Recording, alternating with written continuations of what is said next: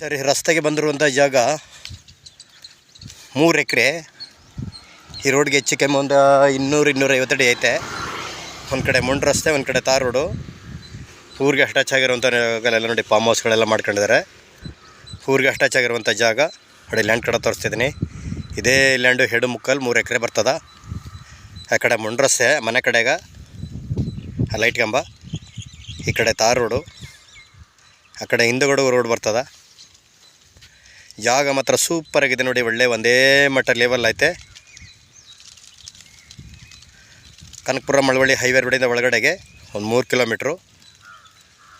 ಬೆಂಗಳೂರಿಂದ 80 kilometre, 80-85 kilometre ಆಗುತ್ತಾ ನೋಡಿ. ರಸ್ತೆಗೆ ಅಟ್ಯಾಚ್ ಆಗಿರುವಂಥ ಜಾಗ ಮಾತ್ರ ಸೂಪರ್ ಆಗಿದೆ. 2 ಕಡೆ ರಸ್ತೆ. ಇವ್ರ ಕುಂಟೆ 3 ಲಕ್ಷ ಹೇಳ್ತಿದ್ದಾರೆ. ಕೂತ್ಕೊಂಡ್ರೆ ಹೆಚ್ಚು ಕಮ್ಮಿ ನೆಗೋಷಿಯಬಲ್ ಆಗ್ಬೋದು ನೋಡಿ. ಹಿಂದಗಡೆಗಳ ಎಲ್ಲ ಫಾರ್ಮ್ ಹೌಸ್ಗಳು ಕಾಣ್ತಿರಬಲ್ಲ, ಬೆಂಗಳೂರು ಅವ್ರ ಮನೆಗಳು, ತೋಟಗಳು. ಈ ಕಡೆ ಊರಿಗೆ ಅಟ್ಯಾಚ್ ಆಗಿರುವಂಥ ಜಾಗ. ಒಂದು ಕಡೆ ತಾರ್ ರೋಡು, ಒಂದು ಕಡೆ ಮೊಂಡು ರೋಡು. ಜಾಗ ನೋಡಿ ಸೂಪರ್ ಆಗಿದೆ. ತೋಟ ಮಾಡ್ಕೊಂಡಿರೋರ್ಗಂತೂ ನಾಳೆ ಜಿಸ್ಸಲ್ಲಿ ಬೇಕಾದ್ರೆ ಲೇಔಟ್ ಬೇಕಾದ್ರೆ ಮಾಡ್ಬೋದು. ತುಂಬ ದೊಡ್ಡೋರಿದು ಲೇಔಟ್ ಬೇಕಾದ್ರೆ ಮಾಡ್ಬೋದು, ಓಡ್ತದ. ಎಲ್ಲಾರ ಬೇಡ ಅಂದ್ರೆ ತೋಟ ಬೇಕಾದ್ರೆ ಮಾಡ್ಕೋಬೋದು.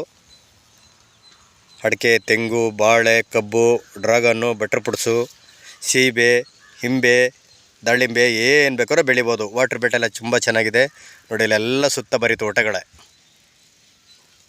ಒಳ್ಳೆ ಲೊಕೇಶನಲ್ಲಿದೆ. ರೋಡ್ ಅಂತೂ ಸೂಪರ್, ಒಳ್ಳೆ ರೋಡಾಗಿದೆ. ತಾರ್ ರೋಡ್ಗೆ ಊರಿಗೆ ಅಟ್ಯಾಚ್ ಆಗಿರುವಂಥ ಜಾಗ. ಇವ್ರ ಕುಂಟೆ ಲೀಗಲ್ ಡಾಕ್ಯುಮೆಂಟು, ಜನರಲ್ಲು, ಯಾರೋ ಪರ್ಚೇಸ್ ಮಾಡಿಲ್ಲ, ಪಿತ್ರಾಜಿತ, ಡೈರೆಕ್ಟ್ ರಿಜಿಸ್ಟ್ರೇಷನ್ಗಿದೆ. ಇವ್ರ ಕುಂಟೆ 3 ಲಕ್ಷ ಹೇಳ್ತಾಯಿದ್ದಾರೆ. ಕೂತ್ಕೊಂಡ್ರೆ ಹೆಚ್ಚು ಕಮ್ಮಿ ನೆಗೋಷಿಯಬಲ್ ಆಗ್ಬೋದು.